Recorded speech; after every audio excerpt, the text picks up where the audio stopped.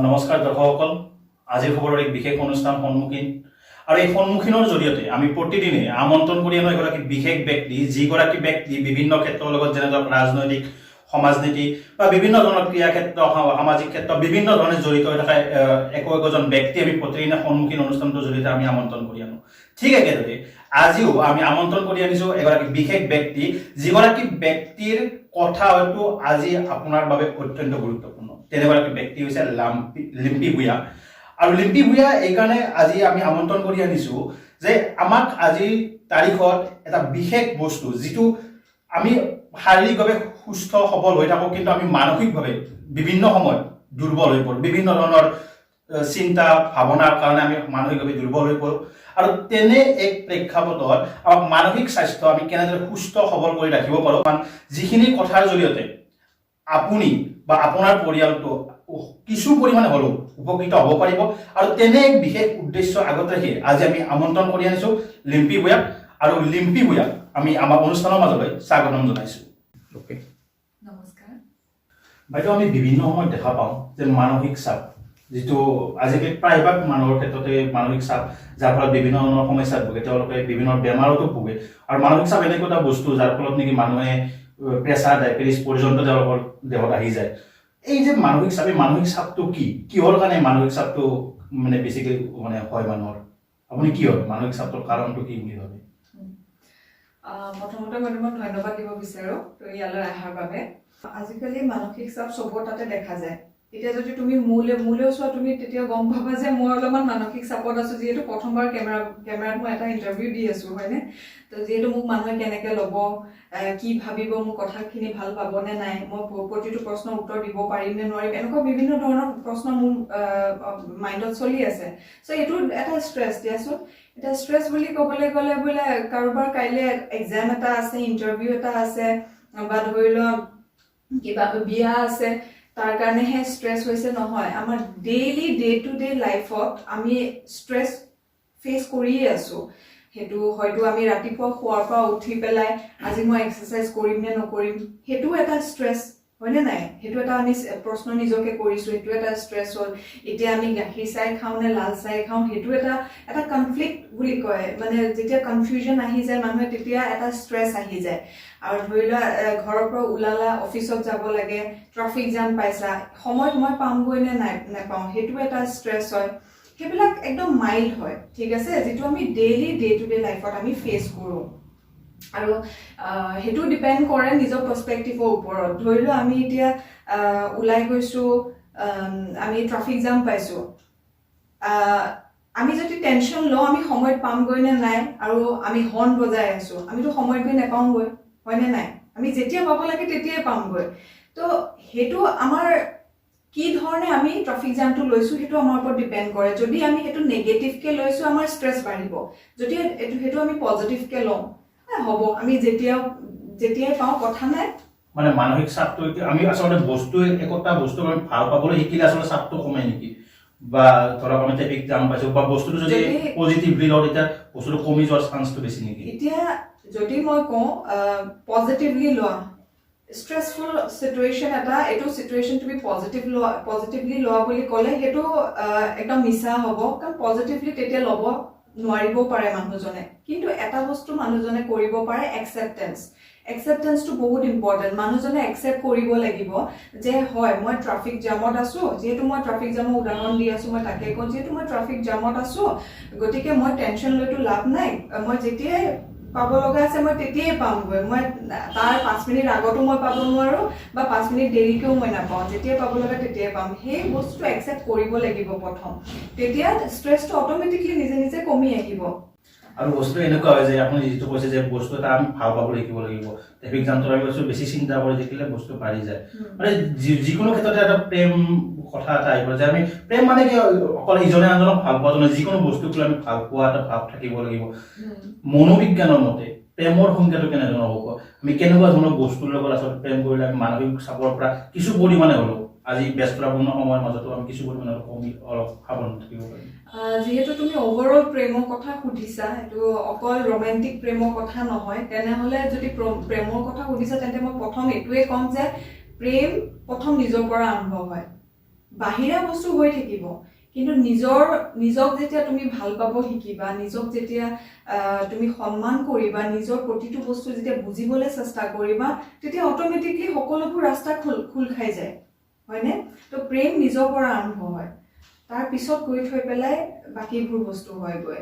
আৰু নিজক ভাল পোৱাৰ লগে লগে আমি বেলেগক ভাল পাবলৈ শিকোঁ, বাকী আমাৰ চিটুৱেশ্যনছখিনি আমি ঠাণ্ডা মগজেৰে আমি বেয়া যদি নেগেটিভ চিটুৱেশ্যন আহে আমি ঠাণ্ডা মগজেৰে সেইখিনি আমি হেণ্ডেল কৰিবলৈ জানো, সেইখিনি অলৰেডি সেইখিনি ক্ষমতা আহি যায়। কেনেকৈ আহে? কাৰণ আমি নিজক ভাল পাওঁ আৰু আমি নিজকে মানসিকভাৱে দুৰ্বল কৰিব নোখোজোঁ। আমি নিজক শাৰীৰিকভাৱে যেনেকৈ আমি নিজকে বেয়া কৰিব নোখোজোঁ, আমি ভাল ডাইট মেইনটেইন কৰোঁ, ভাল খানা খাওঁ, এক্সাৰচাইজ কৰোঁ, তেনেকৈ আমাৰ ব্ৰেইনৰ কাৰণে কিটো বস্তু ভাল আমি সেইটোৱে আমি হেৰি কৰোঁ, ব্ৰেইনকতো আমি খুৱাওঁ। কেনেকৈ খুৱাওঁ? আমাৰ চিন্তাধাৰাই আমি ব্ৰেইনটোক খুৱাওঁ, হয়নে নাই? খাদ্য দিওঁ। গতিকে আমি যদি নিজকে ভাল পাওঁ, নিশ্চয় আমি ভাল খাদ্যই দিম নিজৰ ব্ৰেইনটোক। গতিকে নিজক ভাল পোৱাটো বহুত ইম্পৰ্টেণ্ট, আৰু সেইটোৱে আমাৰ প্ৰাইমেৰী মানে ইণ্টেনশ্যন হ'ব লাগে। এনে কিছুমান আমাৰ এই সমাজ ব্যৱস্থাত এনে কিছুমান মানুহ আছে যি অনবৰতে কিবা এটা কাম কৰিব আৰম্ভ কৰাৰ শেষ কৰাৰ এটা ভয় ভাৱ এটা মনত লৈ থাকে প্ৰতিজন মানুহে। হয়তো বিশেষকৈ আজিৰ বিজ্ঞানৰ যুগত এই বস্তুটো বেছি হৈছে, ভয়টো। মানুহৰ এনেকুৱা এটা অৱস্থা কিয় হয়? যিকোনো এটা কাম কৰা আৰম্ভণিতে ভয় ভাৱটো কিয় হয়? আচলতে ইয়াৰ কাৰণটো কি, বা ইয়াক নাইকিয়া কৰাৰ কিবা বিশেষ উপায় আছে নেকি আপোনাৰ মতে? প্ৰতিজন ব্যক্তিৰে ভয় ভাৱটো বেলেগ হ'ব পাৰে, আৰু কিছুমান ব্যক্তি এনেকুৱা হ'ব পাৰে তেওঁৰ সৰু কালৰে কিছুমান বস্তু হয়তো চাইক'লজিকেল কিছুমান প্ৰব্লেম আছে, যাৰ ফলত তেওঁ আজিৰ দিনত তেওঁ এটা ডিচিজন লোৱাৰ আগতে ভয় ভাৱটো আহে, কনফিডেন্স নাথাকে, চেল্ফ এষ্টিম ল' হৈ থাকে, তেওঁ মানে কনফিউজনত থাকে।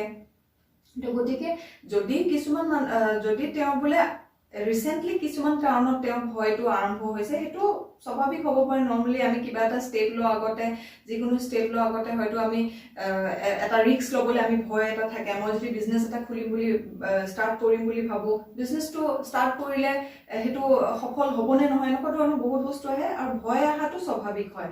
কিন্তু যদিহে সেইটো চাইক'লজিকেল কিছুমান ফেক্টৰ আছে, বোলে সৰু কালৰ হয় বা কিছুমান ট্ৰমাৰ পৰা আহিছে, তেনেহ'লে সেইটো কাৰণে চিকিৎসাৰ দৰকাৰ হয়। আৰু চিকিৎসাত যেনে তোমাৰ যদি সেইটো মাইল্ড হয়, তেতিয়া সেইটো কাউন্সেলিঙৰ থ্ৰু দি ভাল কৰিব পৰা যায়, আৰু বোলে সেইটো চিভিয়াৰ হয় তেতিয়া মেডিকেশ্যন লাগিব, আৰু মেডিকেশ্যনৰ লগতে কাউন্সেলিং কৰাটো দৰকাৰ। কাউন্সেলিং আৰু মেডিকেশ্যন একেলগতে কৰিব পাৰি। বহু সময়ত ভয়, যিটো মই কথাখিনি কৈ আছোঁ যে সৰু ল'ৰা ছোৱালীৰ ক্ষেত্ৰত ভয় ভাৱটো বেছিকৈ হয়, বিশেষকৈ যৌৱনপ্ৰাপ্ত হোৱাৰ পিছত। এই ভয় ভাৱটোৱে বহু সময়ত আমাৰ যুৱ চামক বা আমাৰ যি নৱপ্ৰজন্মক বিপদগামী কৰাৰ কিবা পথ সৃষ্টি হয় নেকি? যে ভয়ৰ কাৰণে পিতৃ মাতৃৰ সৈতে সহজভাৱে কথা বতৰা পাতিব নোৱাৰাৰ একোটা কিছুমান ভয় থাকে, এই ভয়ৰ বাবে কিছুমান ল'ৰা আজি বিপদগামী হৈছে নেকি? যিহেতু সৰু কালৰ মানে সৰু ল'ৰা ছোৱালীৰ কথা সুধিছা, তেন্তে মই এইটো ক'ম বিশেষকৈ যৌৱনৰ পিছত তেওঁলোকৰ বিভিন্ন ধৰণৰ তাকে তোমাৰ ধৰি লোৱা জন্মৰ পৰা তেওঁলোক 18 বছৰলৈকে ধৰি লোৱা বা 25 বছৰলৈকে যিসকল য়াংষ্টাৰ্ছ আছে, তেওঁলোকৰ মাজত সেই ভয়টো হয়তো ৰিচেণ্ট কিছুমান ইনচিডেণ্টৰ পৰা আহিব পাৰে, বা তেওঁলোকৰ আপব্ৰিঙিঙৰ পৰা আহিব পাৰে, যিটো পেৰেণ্টছৰ ওপৰতো বহুত নিৰ্ভৰ কৰে।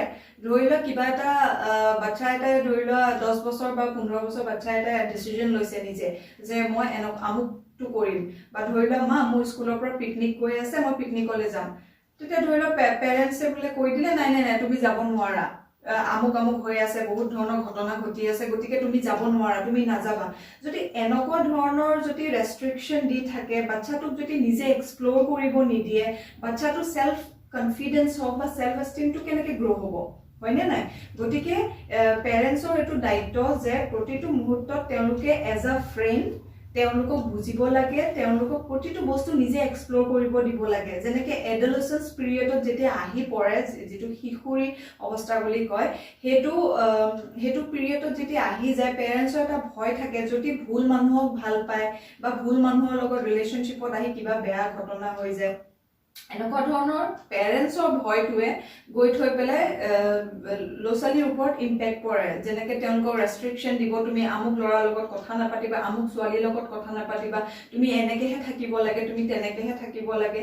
এই ছাজেশ্যনছবোৰে কি হৈ যায়, তেওঁলোকৰ ব্ৰেইনটোক এনেকুৱাকৈ মানে ডেভেলপ কৰে তেওঁলোকে নিজে ডিচিজন ল'ব নোৱাৰা হৈ যায় ইয়াৰ ফলত ল'ৰা বা ছোৱালীজনীয়ে কিছুমান কাম লুকাই কৰিবলৈ হয়তো ইচ্ছা কৰে এক্স্যাক্টলি তেওঁলোকে তেতিয়া কি হ'ব যিটো বস্তু মাক দেউতাকে মানা কৰে যেটো বস্তু নকৰিবা তেওঁলোকে হেতুলে বেছি আকৰ্ষিত হয়নে তেওঁলোকে বেছি এট্ৰাক্ট হ'ব হেতু কৰিবলৈ আৰু তেনেকুৱা ধৰণৰ কাম কৰি পেলাই উইদাউট ইনফৰ্মিং देयर পেৰেন্টছক নকয় কাৰণ তেওঁলোকে গম পায় যে মই যদি এটো মা দেউতাক কওঁ মা দেউতাই মোক ৰেষ্ট্ৰিকচন দিব গতিকে মোক ৰেষ্ট্ৰিকচনটো তেওঁলোকে ৰেষ্ট্ৰিকচন নিবিচাৰে হয়নে নাই সো গতিকে পেৰেন্টছৰ ফেলৰ পৰা মই পেৰেন্টছক এটো ক'ব বিচাৰিম যে তেওঁলোকে ফ্ৰেণ্ড হিচাপে নিজৰ সন্তানৰ লগত ডিল কৰাটো বহুত দৰকাৰ আৰু সেই মতে তেওঁলোকক সাজেশন গাইডেন্সটো দৰকাৰ কিন্তু প্ৰতিটো মুহূৰ্তত সাজেশনটো হেলদি নহয় মানসিক ৰোগ সম্পৰ্কে আমাৰ সমাজ ব্যৱস্থাটো কিমান সজাগ আপুনি কি ভাবে আমাৰ সমাজ ব্যৱস্থা সঁচাকৈ মানসিক ৰোগ সম্পৰ্কে সজাগ হৈছে নে আজিৰ সময়ত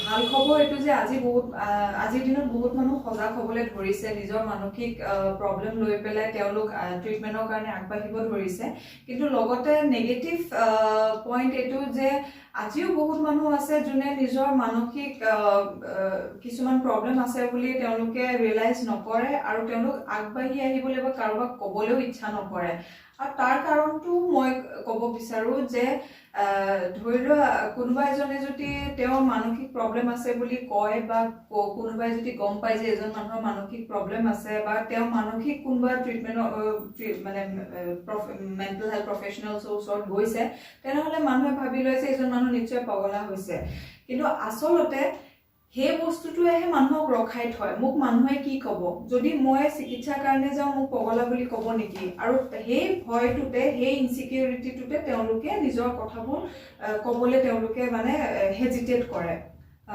আৰু লগতে এটো হয় এতিয়া মানসিকভাৱে আমি স্বাস্থ্য মানে সুস্থ হয় নে নহয় মানসিকভাৱে আমি সুস্থ হয় নে নহয় হেতু বস্তু আমি নিজে মনিটৰ কৰি চাব পাৰো যেনেকৈ ধৰি লও কোনোবা আমাৰ বিষয়ে বেয়াকে পাতিছে আৰু হেতু আমি ঘৰত আহি পেলাই হেতুকে লৈ আমি ভাবি আছো কিয় মোৰ বিষয়ে বেয়াকে পাতিব নালাগিছিলে হেনেকে মানুহজনে ভাবা আৰম্ভ কৰিছে যাৰ ফলত কি হৈছে তেওঁ অভাৰথিংকিংৰ কাৰণে তেওঁৰ ষ্ট্ৰেছ এনজাইটি এবোৰ আহিছে তাৰ মানে আলটিমেটলি কি হয় কোনোবাই তেওঁৰ বিষয়ে কথা পাতিছে বা তেওঁ এক্সামত কম মাৰ্কস পাইছে কাৰোবাৰ তেওঁ বন্ধু বান্ধৱতছে তেওঁ কম মাৰ্কস পাইছে তাৰ মানে এটো নহয় যে তেওঁ ফেলিয়াৰ বা তেওঁ কেপেবল নহয় বা তেওঁ বেলেকৰ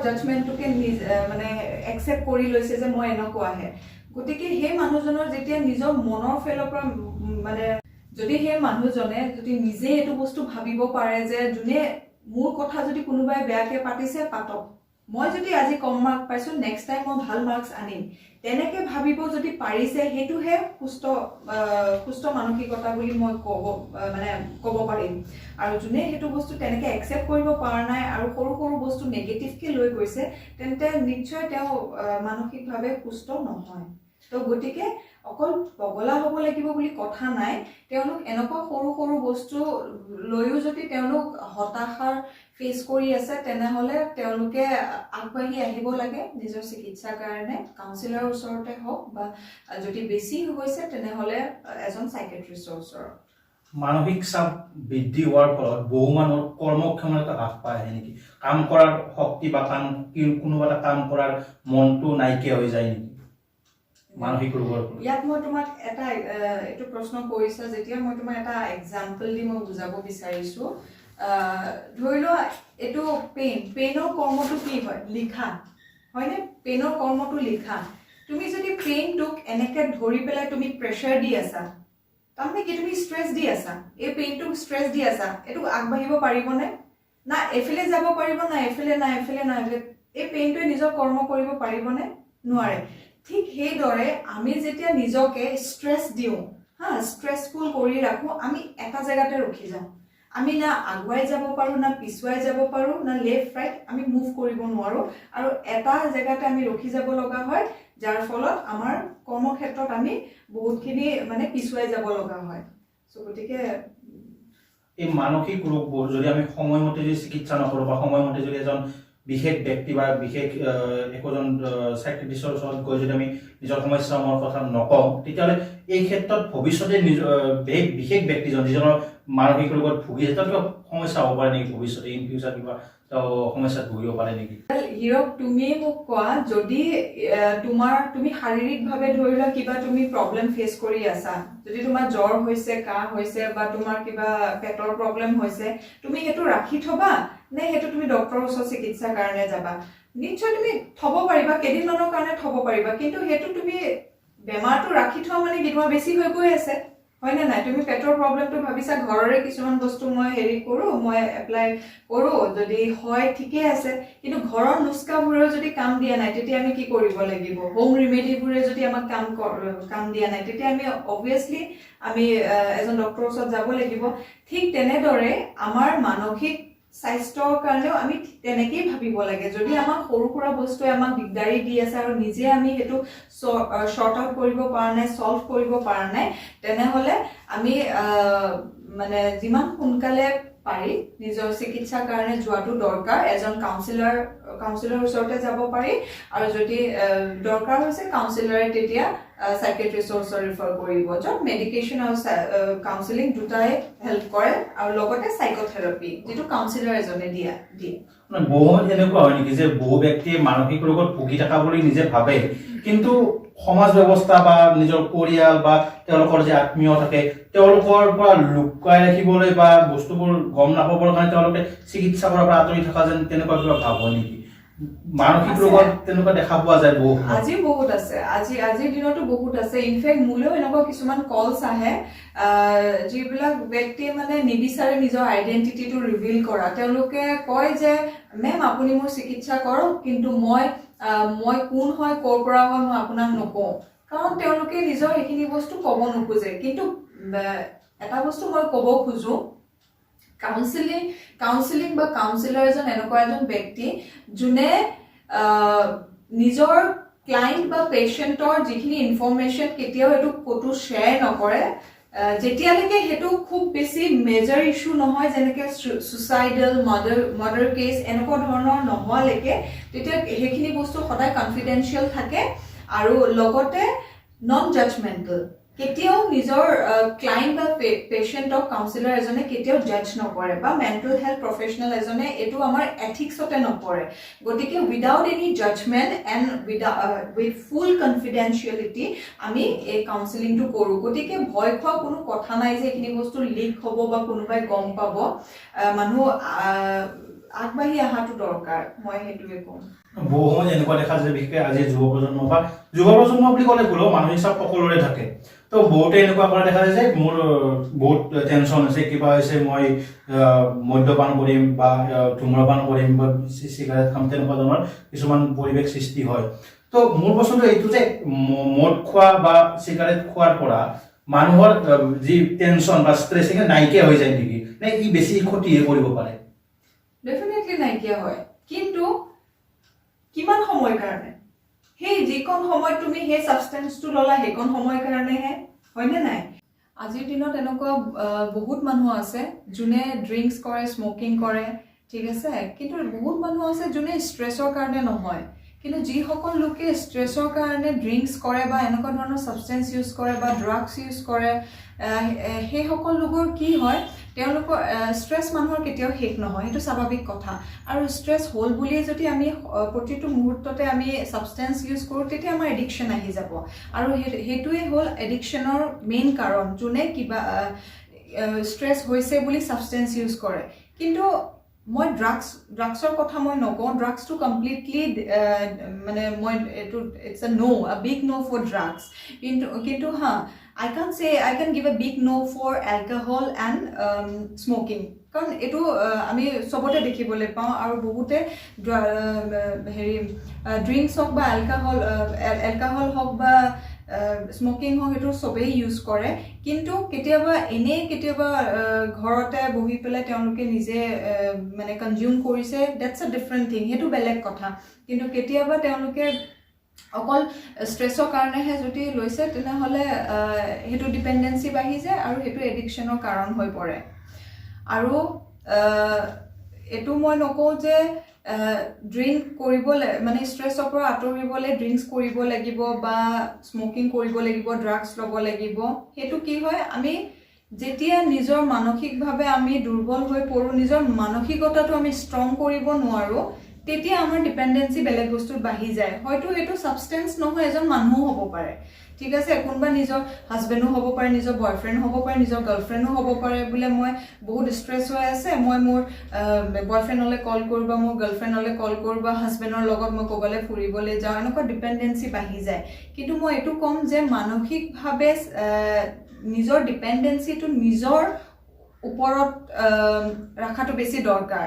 কাৰণ আজি যদি মই ষ্ট্ৰেছত আছোঁ বা মোৰ কিবা ইছ্যুজ হৈছে, মই বেলেগ মানুহ নাপাবও পাৰোঁ, কিন্তু মই কাক মানে পটককৈ পাম, সেইজন হ'ল আমি নিজেই, হয়নে?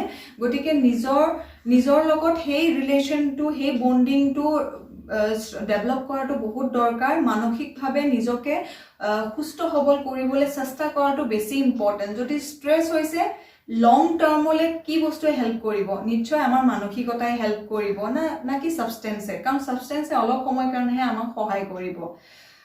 গতিকে নিজৰ ওপৰত ডিপেণ্ডেঞ্চি অনাটো বেছি দৰকাৰ। মটিভেট কৰিবলৈ মানে ধৰি লওক আপোনাৰ টেনশ্যন থকা ব্যক্তি মটিভেট কেনেকৈ কৰিব লাগে, বা কাউন্সেলিংটো আপুনি কাউন্সেলিঙৰ কথা কৈ আছে, কাউন্সেলিং কিনো? কাউন্সেলিংটো কেনেধৰণে কৰা হয় আপুনি সেইটো কওক। কাউন্সেলিঙৰ কথা ক'বলৈ গ'লে কাউন্সেলিং কি হয় বহুত মানুহে নাজানে। কাউন্সেলিং কি হয়, কিয় কাউন্সিলৰৰ ওচৰত যাব লাগে, কিয় কাউন্সেলিং ইম্পৰ্টেণ্ট হয়, বহুতে নাজানে। গতিকে মই চমুকৈ দুটা কাউন্সেলিঙৰ ওপৰত মই ক'ব বিচাৰিম। এতিয়া ধৰি লওক এজন মানে ষ্ট্ৰেছ হৈ থকা মানুহ এজনৰ বা বহুত ধৰণৰ কিছুমান চিন্তা আহি থকা মানুহ এজনে যেতিয়া তেওঁ বন্ধু বান্ধৱৰ ওচৰত গৈছে বা মাক দেউতাকৰ ওচৰত কৈছে যে মা মোৰ আজি মনটো এনেকুৱা লাগিছে, বা বন্ধুক কৈছে যে মোৰ আজি মনটো এনেকুৱা লাগিছে, এনেকুৱা ফিল হৈছে, তেতিয়া সাধাৰণতে আমি কি শুনিবলৈ পাওঁ? এই তই অলপ বেছি চিন্তা কৰি আছ, হয়নে? তই অভাৰ থিংক কৰি আছ, তই অলপ নেগেটিভ ভাবিব লৈছ, তই অলপ পজিটিভ ভাব। তেনেকৈ কৈ দিয়াৰ লগে লগে কি হৈ যায়? সেইটো এটা জাজমেণ্ট হৈ যায়, হয়নে? যিটো বস্তু কাউন্সেলিঙত নাথাকে। কাউন্সেলিঙত কেতিয়াও এজন কাউন্সিলাৰে কেতিয়াও এইটো বস্তু নকয় যে তই অলপ বেছি ভাবি আছ, তই অলপ নেগেটিভ ভাবিছ, তই পজিটিভ ভাব, তই অভাৰ থিংক কৰিছ, সেইটো কেতিয়াও নকৰে। এতিয়া কথাটো হ'ল কাউন্সেলিং একচুৱেলি আমাৰ ডে টু ডে লাইফত চবেই কৰে, ঠিক আছে? আমি চবকে গাইডেঞ্চ দিওঁ, চলিউশ্যন দিওঁ, ছাজেশ্যনছ দিওঁ, ঠিক আছে? কিন্তু এজন ট্ৰেইন আপ কাউন্সিলাৰ বা এজন মেণ্টেল হেল্থ প্ৰফেচনেল যিজন অলৰেডি এইটো ফিল্ডত এক্সপাৰ্ট হয়, ডিফাৰেঞ্চটো কি হয়? তেওঁ বস্তুখিনি ছাজেশ্যন হিচাপে নিদিয়ে। এজন কাউন্সিলাৰে কি কৰে? মানুহজনক নিজে নিজৰ প্ৰব্লেমৰ লগত যুঁজিব পৰা ক্ষমতাটো আনিবলৈ সহায় কৰে, আৰু তেওঁলোকৰ ভিতৰত ইনচাইট বিল্ড কৰে। ইনচাইট মানে কি হ'ল? মানে চিন্তাধাৰাবোৰ নেগেটিভৰ পৰা পজিটিভলৈ কেনেকৈ আনে, সেই গোটেই প্ৰচেছটোত এজন কাউন্সিলাৰে গাইড কৰে। এনেকুৱা নহয় যে কাউন্সিলাৰজনে ছাজেশ্যন দিছে তুমি এইটো কৰা, এইটো কৰা, এইটো কৰা।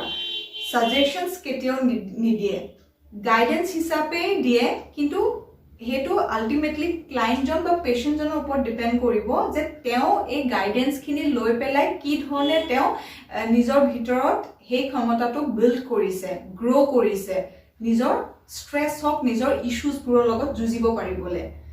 চ' সেইটো কাউন্সেলিং। আৰু কাউন্সেলিং বিভিন্ন ধৰণৰ থাকে, বহুত ধৰণৰ থাকে, যেনেকৈ মেৰেজ কাউন্সেলিং হওক, চাইল্ড কাউন্সেলিং হওক, তেনেকৈ বহুত ধৰণৰ কাউন্সেলিং থাকে।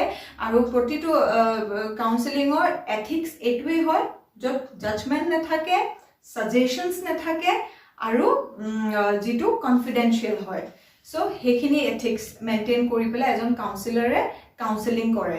আৰু বহুতে ভাবে যে মই কাউন্সিলাৰৰ ওচৰত গৈছোঁ, মই এদিনতে চলিউশ্যন পাই যাম। যিটো প্ৰব্লেম গ্ৰ' হওঁতে, আমাৰ ব্ৰেইনত গ্ৰ' হওঁতে, আমাৰ মনত সেইখিনি প্ৰব্লেম ডেভেলপ হওঁতে ইমান বছৰ লাগিছে, সেই প্ৰব্লেমটো এজন কাউন্সিলাৰে এদিনত সেইটো কেতিয়াও ঠিক কৰিব নোৱাৰে। সেইটো মিছা কথা। তাৰ কাৰণে ছেশ্যনছ থাকে, লিমিটেড কিছুমান ছেশ্যনছ থাকে, হয়তো কিছুমানৰ 2-3টা ছেশ্যনত ঠিক হৈ যাব পাৰে, বা হয়তো কিছুমানৰ 12 ছেশ্যনছ লাগিব পাৰে। গতিকে কেইটামান ছেশ্যনছ লোৱাৰ পিছত থ্ৰু কাউন্সেলিং এণ্ড চাইক'থেৰাপি সেই মানুহজনে আল্টিমেটলি তেওঁলোকৰ নিজে নিজৰ ভিতৰত সেই চলিউশ্যনটো পাবলৈ আৰম্ভ কৰে, আৰু তেনেকৈহে তেওঁলোকে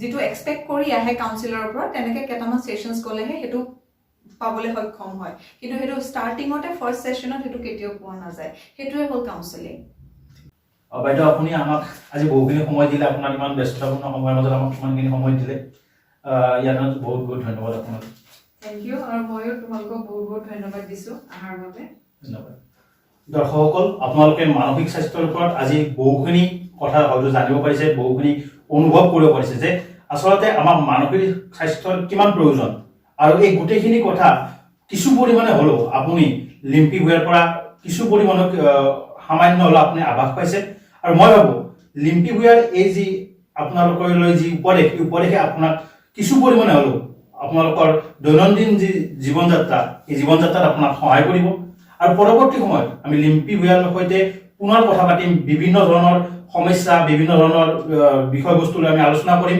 যিখিনি বিষয়বস্তু হয়তো আপোনাক পৰৱৰ্তী সময়ত আৰু অধিক উপকৃত কৰিব আৰু তেনে এক মানে উদ্দেশ্য লৈ আমি পৰৱৰ্তী সময়ত আকৌ আপোনালোকৰ মাজলৈ আহিম আৰু আজিলৈ আমি আমাৰ এই সন্মুখীন অনুষ্ঠান ইয়াতে সামৰিছোঁ আপোনালোকে আমাৰ চেনেলটো চাই থাকিব